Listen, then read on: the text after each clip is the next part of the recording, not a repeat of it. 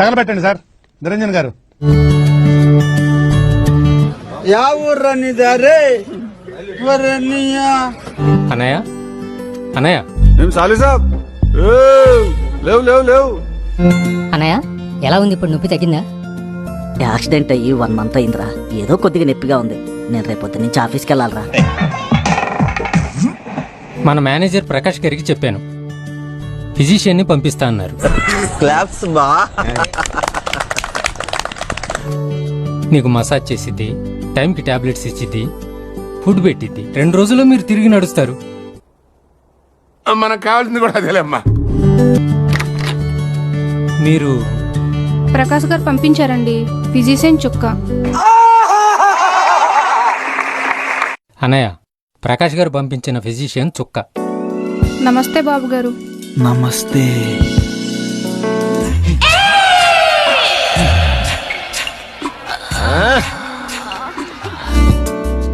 Massage చేస్తుందంటే ఏ 60 ఏళ్ళ ఆయమ్మ అనుకున్నా.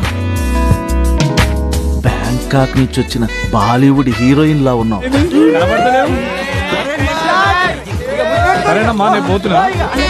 ఏదో మెట్లు దిగుతుంటే కాలు జారి పడ్డా. డాక్టర్ 2 నెలలు రెస్ట్ అని చెప్పాడు. నువ్వు వచ్చావుగా, 2 నెలలు అవసరం లేదు. నీ చెయ్యి పడితే 4 రోజుల్లో లేచి పరిగెత్తేస్తా.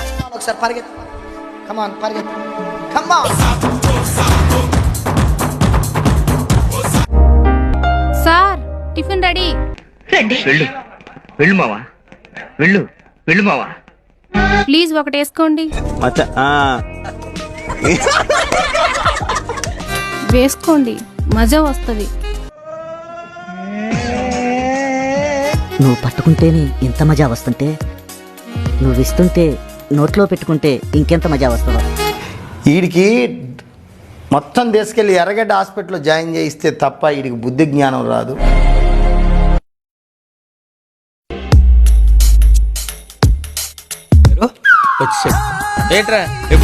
ప్రపంచంలో చాలా అందాలు ముందు నుంచి కంటే వెనక నుంచే చాలా బాగా కనపడతాయి.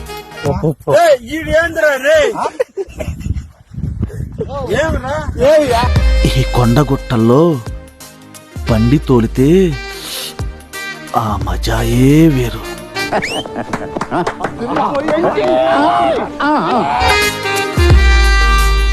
బావ్,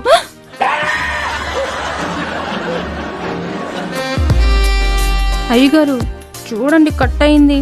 అరే రే రే రే, పెద్ద సమస్య వచ్చి పడిందే. ఇప్పుడు ఏం చేద్దాం? అయ్యో, చాకు చాలా పొదునున్నట్టుంది. బాగా కట్ అయింది.